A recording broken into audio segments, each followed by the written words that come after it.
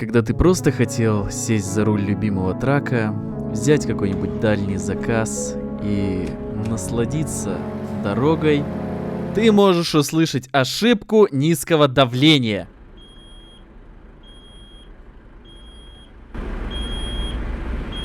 Добро пожаловать в Евро Air Compressor Simulator 2! Теперь главная цель ждать, ждать, ждать и еще раз ждать. Но есть решение, и оно очень простое.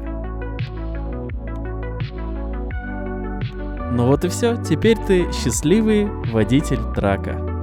Красава, ты досмотрел до конца. И конечно же хочешь написать комментарий в духе: так эта же функция выключена по умолчанию, ни у кого такой проблемы нет. Все потому, что большинство людей играет на аркадных настройках, а в следующем видео я покажу, как сделать управление трака более реалистичным. Увидимся в следующих видосах. Пока!